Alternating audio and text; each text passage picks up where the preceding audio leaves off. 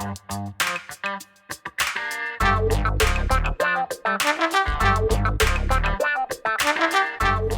guys, Montel here, and thanks so much for tuning in to this edition of Let's Be Blunt with Montel.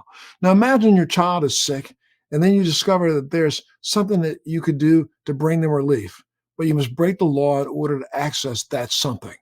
And risk the wrath of the law enforcement, and worse yet, even maybe Child Protective Services coming in, knocking on your door, and trying to take your child away from you.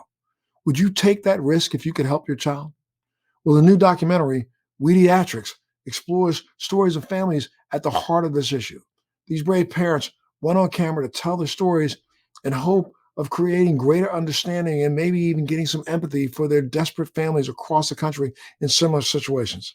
Here to talk about this issue is a producer of Weediatrics, Erin O'Hearn. Erin, thanks so much for being a part of Let's Be Blunt with Montel today. Oh, thanks so much for having me, Montel. It's a real honor. Absolutely. No, it's a real honor to have you here also. Now, can you tell us, you come from a traditional media background. You're an anchor of, a local news station right now yourself. Let's start about what brought you and got you and Oaks Media first interested in this topic. Well, it's funny because it wasn't exactly one of those straight line paths or a documentary that we were looking to make. I was actually interviewing a mother who was featured in Weediatrics, and she had published a cookbook for her son who was having some allergy issues and gastroenterology issues because he was very severe on the autism spectrum, which is common with kids who have been diagnosed with autism.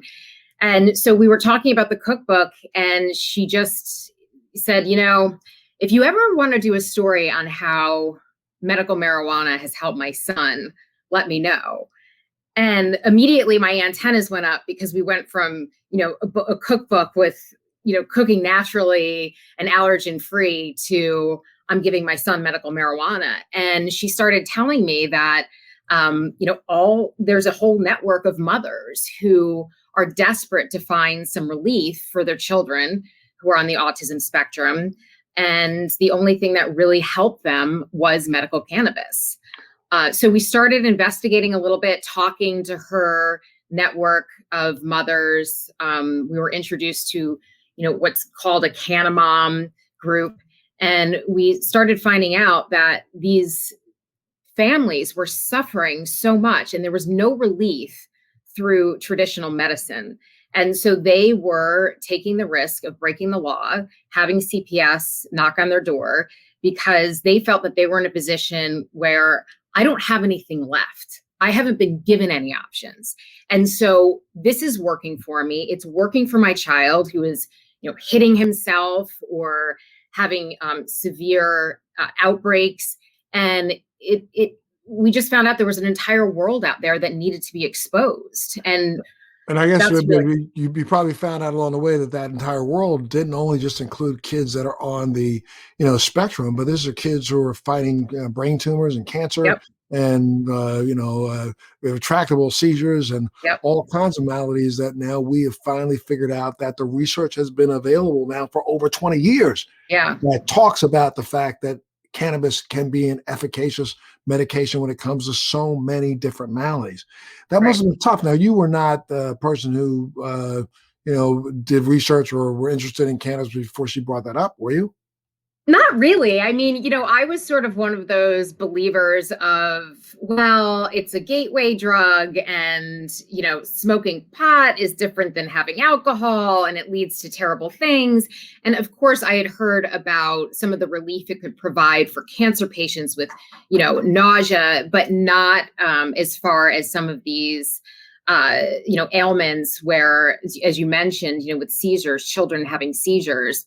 That could really just be the best kind of medicine without the horrible side effects that some traditional pharmaceuticals have.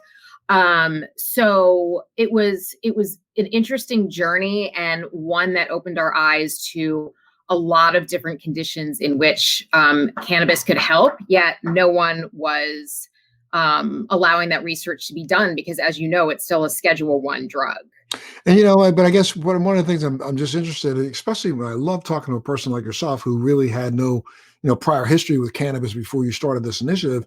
did you really start to dig in and start to really look at the research? And I say this because, you know, that's what we do here at Let's Be Blunt. And I try to make sure that I try to give people as much information as I possibly can to help families and people who are trying to navigate this whole dispensary thing and Yeah. navigate the space of cannabis to get an understanding of what cannabis really is and understand that you have been fed basically, a line of crap for Yeah. most of your life. I mean, most people don't know that cannabis was made illegal in the United States for the first time in 1937. And before 1937, this country was built on the back of cannabis. People don't know that. All of our forefathers grew hemp. Right. It was unpatriotic as an American back in the 1700s and 1800s for you to not grow hemp. We grew hemp. We ate hemp. The entire Revolutionary Army of the United States was clothed in hemp fiber. The entire word canvas comes from cannabis. The fact that every sail for every sailing vessel in America and around the world was made from hemp fibers back in the 16, 17, 1800s. Every rope, we even, there was hemp for victory during World War II. Mhm. Before, even after it was made illegal, it was made legal so that we could grow enough hemp to make ropes for ships during the war effort, and then it was made illegal again. Most people don't understand that, it's a plant-based medicine that's been written about in pharmacopoeias and cornucopias of medicine for over 3,000 years. Yeah.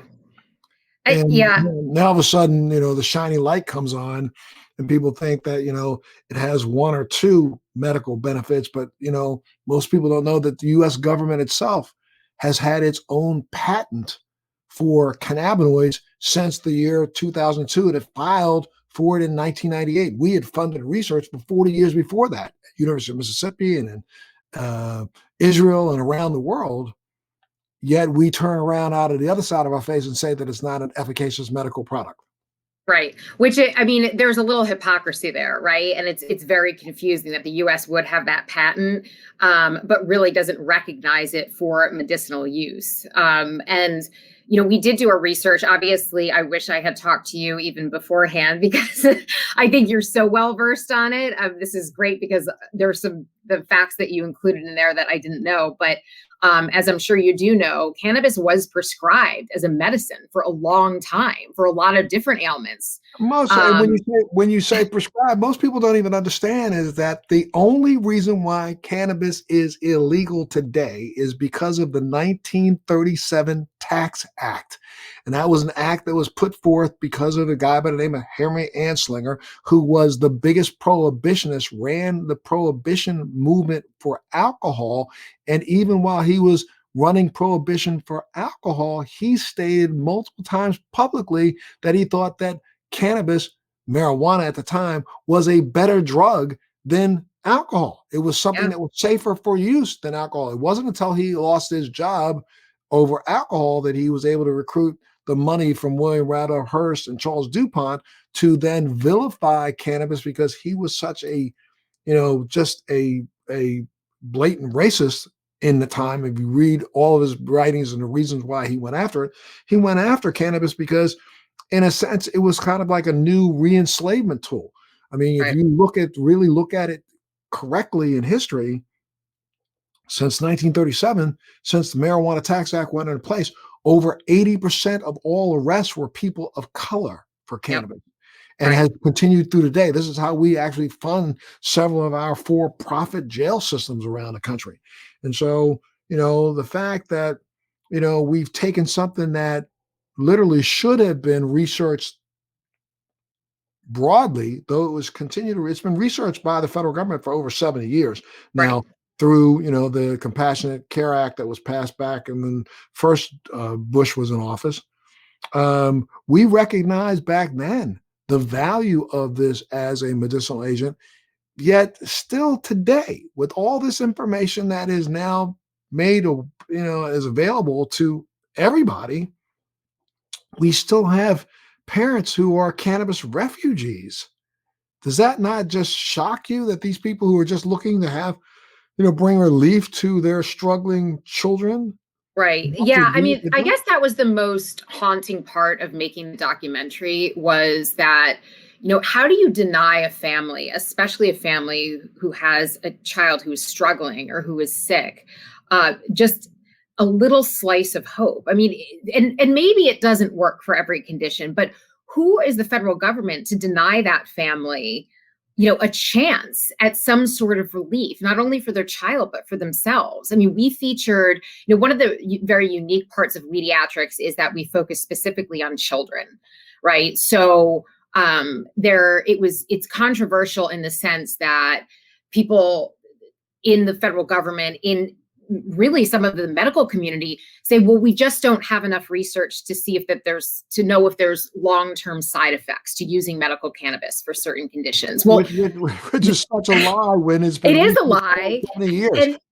well, and the other point, Montel, for that is that we do have the research and the evidence that traditional pharmaceutical drugs like antipsychotics that are often prescribed to children who are very on the very severe end of the autism spectrum have horrible side effects. They Correct. go through early puberty, they have violent episodes, they become somewhat catatonic.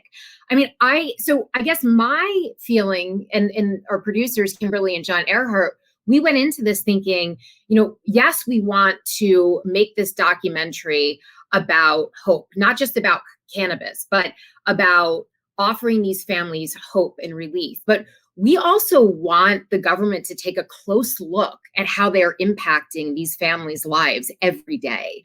And, you mentioned that there was a risk and these families were willing to take that risk. A family who we feature in the film lived in California, where cannabis is legal not only for medicinal purposes, but it's recreationally legal.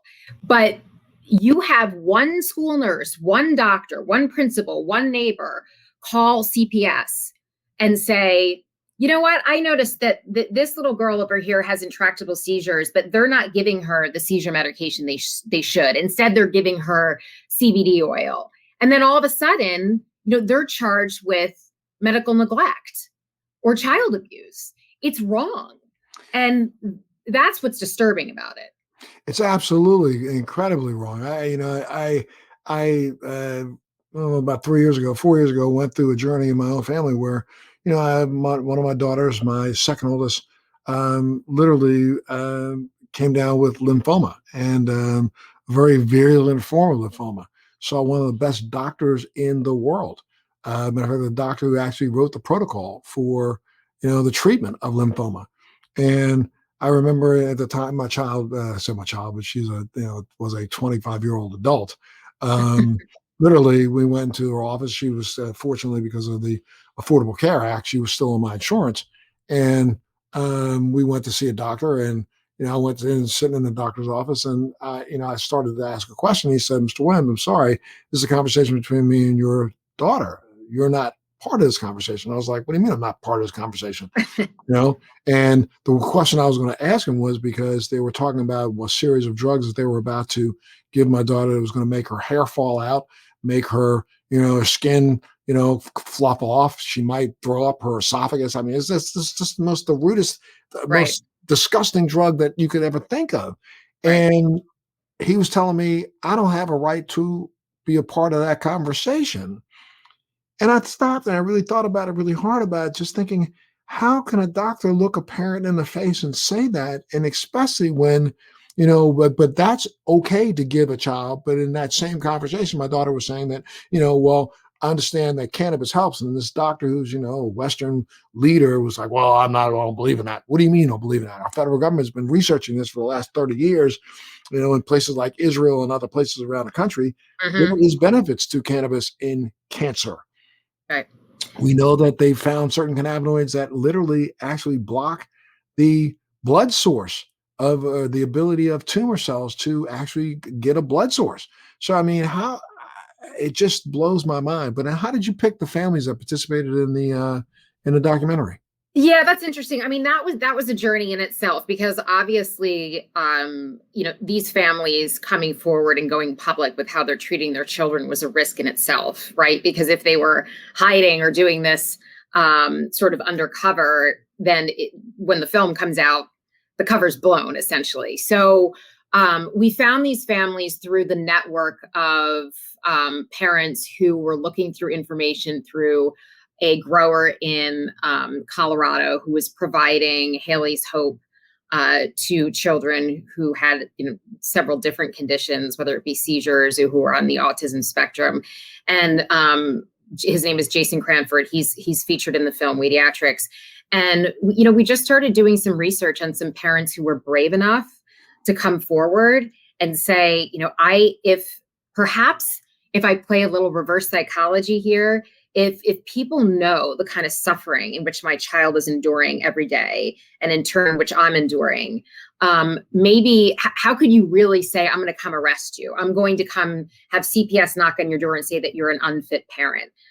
So we really, I think we're thankful that we had several conversations with these families over a period of really months and what it was eventually 2 years about what the consequences could be, but what the benefits could be. And we really hope that, when people watch this film, they understand that these weren't just families who were trying to help their own children. They were trying to help other children too.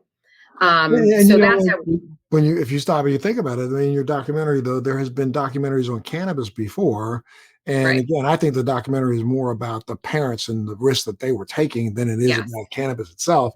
But I think you were right with your, idea, because I think we would not even be having these discussions right now about cannabis, period, were it not for the documentaries that Sanjay Gupta did on CNN that opened the door and opened people's eyes to the fact that there was relief being brought to children who were severely afflicted by different maladies. And that's what basically made this more acceptable in a sense, because I believe that since those documentaries aired, if you look across the board, across the national, the polls taken nationally, those swung 20 and 30 points in the other direction. People right. who were prior to that were against, but now we're recognizing the fact that, what, these are viable options. It's just like, the discussion today that people are having about psychedelics, where, Sure. we, for the longest time, thought that this was something that was so detrimental and something that, of course, our government created itself in some ways, not just the plant-based psychedelics. But now we're starting to realize that those psychedelics are having major benefit when it comes to various forms of psychological image and damage or issues and damage. So, I think it was really good that you focused as much as you did on the parents. And these are parents who were willing to go as far as they needed to go to help the children. Why don't you talk a little bit about, maybe one of the stories? So I think so we became obviously really close with several of the parents, but and the families. There's two really that stick out to me. One family, the Zartlers, they have twin girls, and Kara for years was extremely self-injurious. There's videos of her punching herself in the head for hours, giving herself concussions, likely causing more brain damage than she had. And she had cerebral palsy, and she is on the very extreme end of the autism spectrum. And they live in Texas, which, as you know, have some of the most strict marijuana laws in the country. And nothing was working. And they essentially said to me, Mark Zartler did, if we did not try this, Kara would not survive. She would one day hurt herself so badly that she wouldn't survive the injuries. And they were at their breaking point. So they actually had a neighbor who reached out to them and said, please just try this. And Christy Zartler, Kara's mother, comes from a medical background, and she was hesitant. She didn't know what to do. She was conflicted. And when they tried it, it wasn't just that she stopped injuring herself. It was that Kara finally became happy and at peace. Mm-hmm. And they don't live a normal life by any means, but their quality of life has improved tremendously. And I've seen the episodes that Kara had gone through, and then how she is now after she has a treatment. And she is happy, and they're happy. And, Kara will never be quote unquote cured, whatever that means. But she will live a life that has much more peace in it than she was living before. So there was, the Zartlers are extraordinarily brave people, and they, the custody of Kara was compromised when CPS did come knocking on their door. They had to go to court to make sure that they could still be considered guardians when Kara turned 18, which thankfully was a court case they won. But then there's another family, the Selvas, who live in California. And, I would encourage everyone to watch the movie, because that is one of the more haunting stories of how it wasn't just because a doctor or a principal or whoever it was, we'll never know, didn't agree with the medicine that they were giving their child, which was CBD oil with a minimal amount of THC.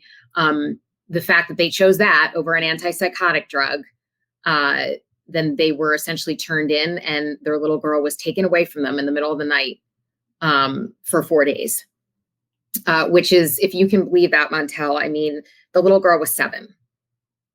And I'm sure that while the 4 days that she was gone, she suffered, right? Yes. And they were scared because not only of the psychological damage that would do, but what if she had another seizure? She wasn't getting the medicine that she needed. Right.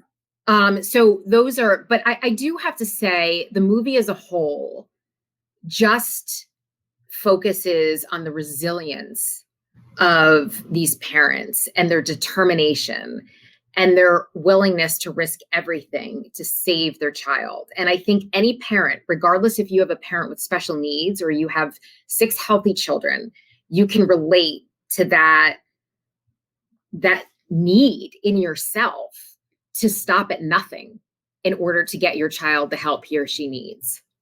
Absolutely. Real quick, give out the link in the website, because we're talking about it. People are probably trying to find it real quick. So it's Weediatrics, the movie. And we can give you the exact link, and it's on Google Play and Apple TV. So you can download it right off your laptop or watch it on Apple TV. And it has a website, and we have a Facebook page and Instagram. And it is just, I will tell you, it is not an easy movie to watch. It's disturbing, it's saddening, it's frustrating, it's maddening, to be honest with you, but it is so important that we all understand what's at stake here.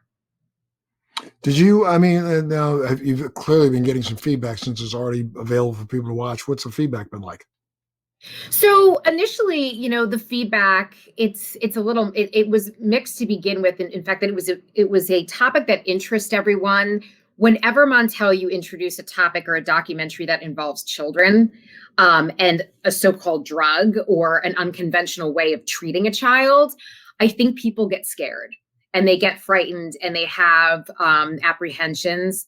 I think what's interesting, and you mentioned this earlier, is that we included a lot of the research and provided scientific, evidence of the potential that this plant has to help a variety of conditions. And we did interview several doctors in Israel who, as you know, have spent really 50 years researching the benefits of cannabis. And the most important element towards that part of the story, as far as the research is concerned, is that you had a medical community in Israel who was listening to parents themselves. They were getting input from those parents, and there's a certain amount of trust that no one knows your child better than yourself, right? So a lot of the research and clinical trials that they were conducting and are conducting in Israel is largely due to the proactive nature of what these parents did years ago. And some of that, what a lot of people don't know, is some of that research that was done, especially in the 80s and the 90s, was funded by the United States. It was. This is where people are so crazy. I find it just so disturbing that, we can sit back out of one side of our face and make a statement of, well, there needs to be more research. Excuse me, the federal government has been researching cannabis through the University of Mississippi and through, Israel for the last 60 years. How many more years of research do you need? Especially since you nailed it, when a pharmaceutical company can come up with some synthetic drug that they don't really have not researched for more than 5 years and stick it in any child they want.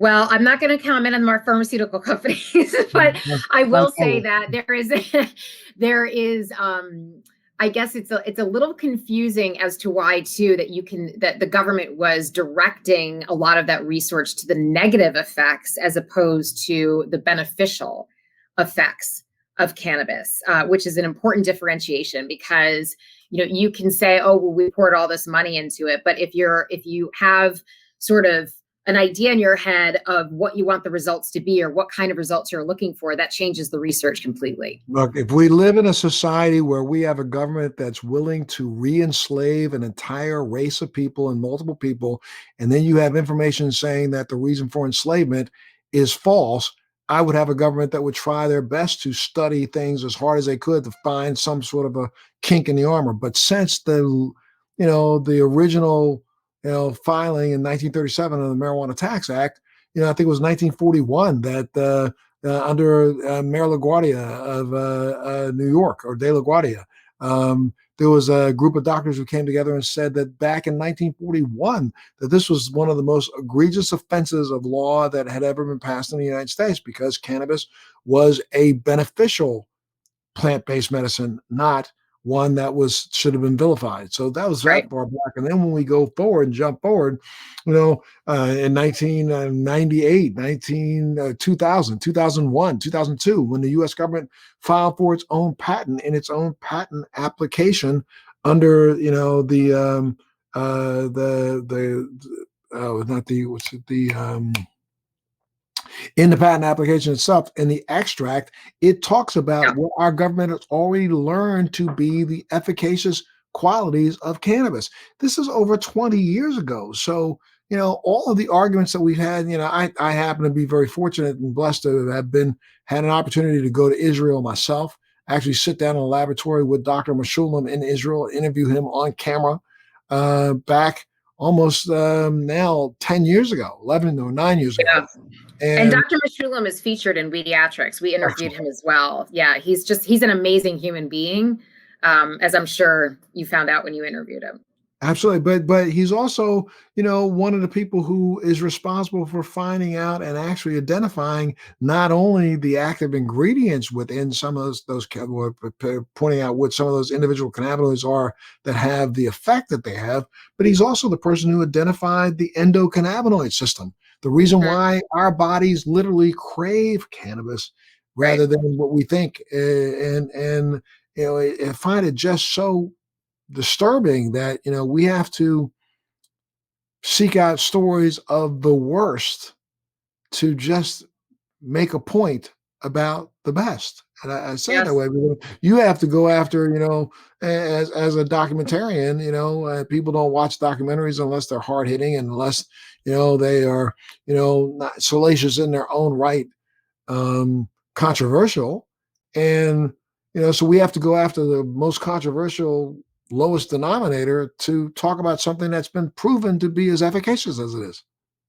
Absolutely. And I guess, I sit here and wonder why have we let years or decades go by and have these families suffer or have individuals suffer when we know that there may be a solution? To Mhm. just throw your hands up and say, well, there's really nothing we can do. We've given it all we had. Well, that's just not true. And that's a sin. It's a medical crime. And I think that's people really need to remember that when they watch this. What's been the reaction to the family members? Have any of them reached back out to you and say this? I got this call, I got this tweet, I got this email. Yeah, What have I they mean, been?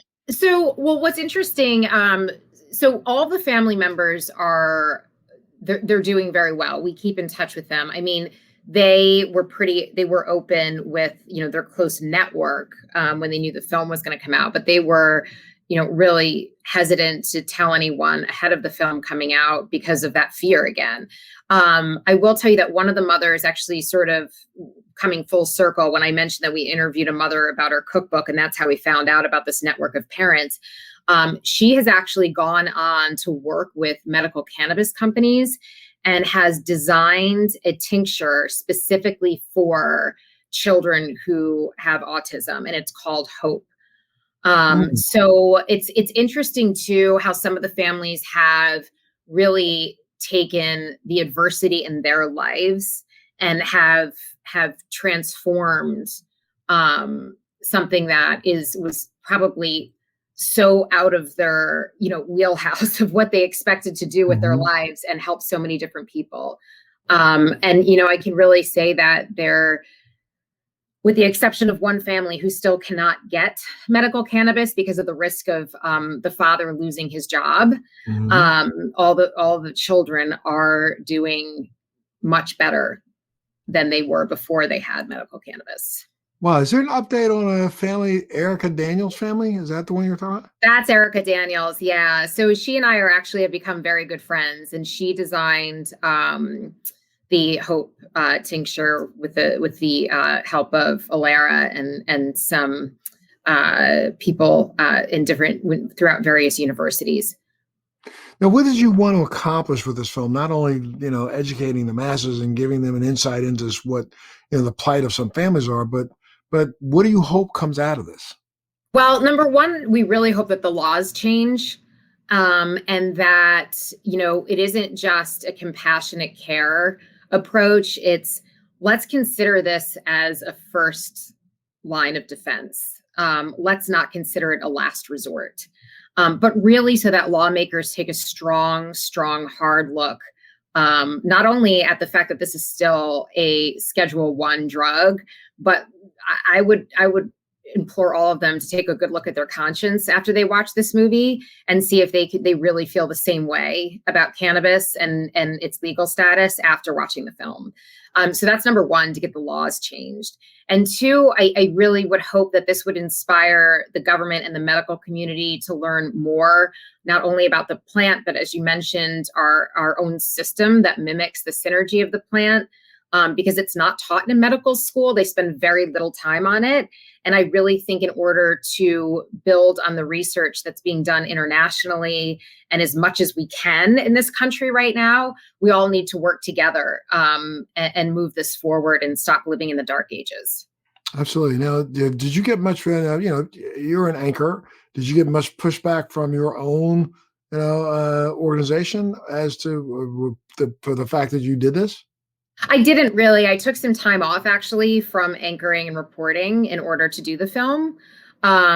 So I didn't get much pushback because I wasn't in the middle of anchoring, and I don't really feel that it's a political film, although we're hoping it has some impacts politically. I don't feel it's a political film. I feel like it's a film that speaks for itself, that the topic and the people who are affected do all the talking, and we're just bystanders with a camera and really a way of putting the story together.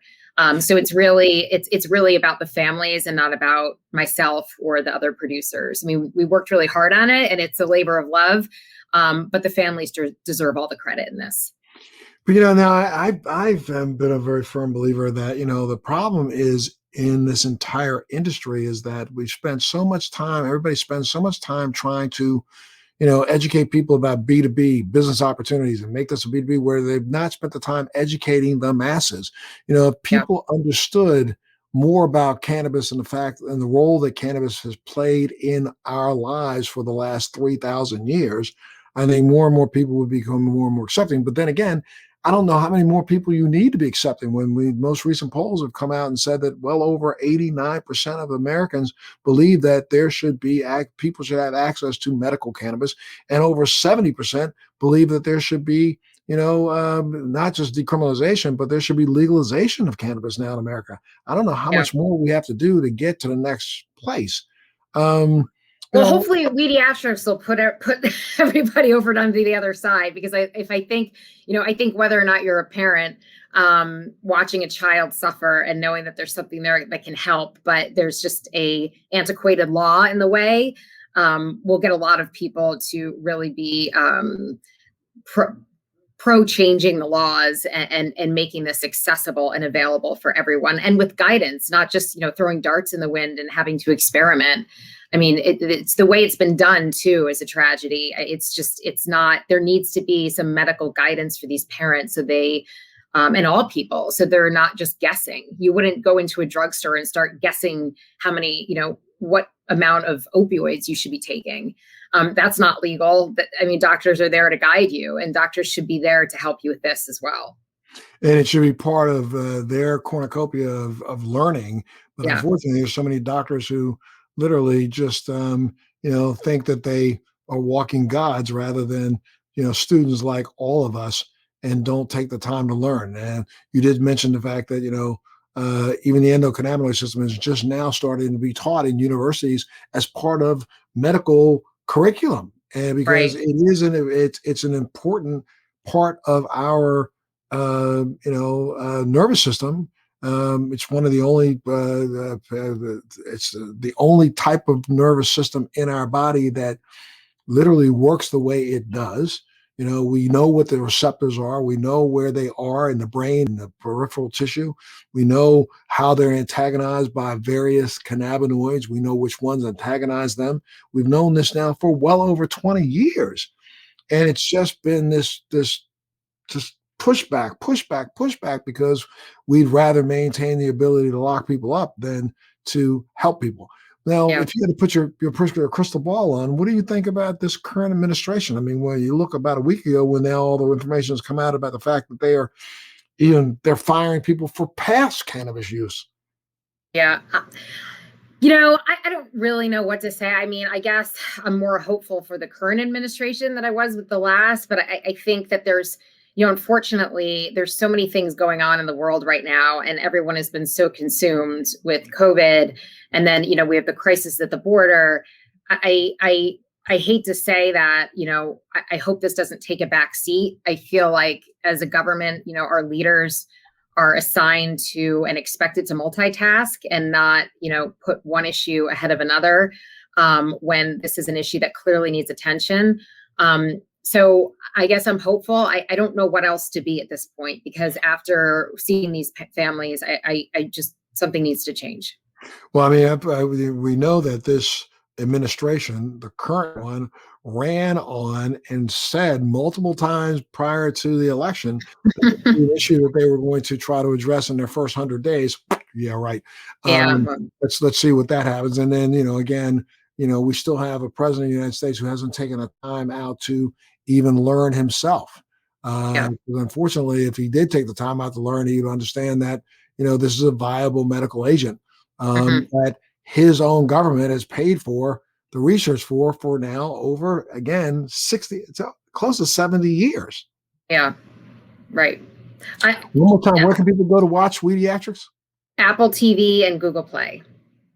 Absolutely. And you were going to say something. I cut you off. I'm sorry. No, that's okay. I really appreciate you letting us have the opportunity to be on your show. I mean, you've done so much for this issue yourself. And I just think that the more people who will watch the movie, the more they'll be interested in educating themselves further.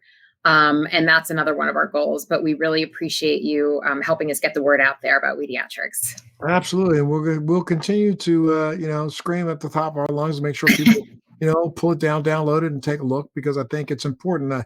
From my perspective, education, education, education. The more the less things seem so foreign to you, and the more you can understand. And that's unfortunate, the fact that we have not been trying, especially that's something that I think is, should be borne right on the back of this industry. This industry has done such a poor job at educating the masses. Yeah. More and more people understood the fact that, prior to it being outlawed, the majority of Americans, once or twice a week ate some sort of a meal with hemp in it, because Right. hemp is, one of the highest protein laden seeds on the planet. It was something that we utilized during, the entire early years of colonial life in America. Every one of our forefathers were involved in it. And so Right. if they knew more and more, I think they would be less apt to be so reticent in acknowledging its virtue. So I got to say Agreed. thank you to you for doing what you did, and thank you for highlighting the families the way you have, and letting us all know, what's going on out there. Well, thanks so much for having us. And we're excited for you to watch it too, Montel. Absolutely. I did look at the trailer, which looked has got me hooked. So I will definitely, as soon as I get an opportunity to download it, I'm going to download it and take a look at it. Probably this weekend. I'm a little busy this week. Great. I'm going to do this weekend. Fantastic. Absolutely. Well, look, thank you again so much. You always have a home here. If Oh, decide thank you're you. going to do another edition of the movie, make sure you let us know because we would love to have you back, Erin. And And I would love and to be back.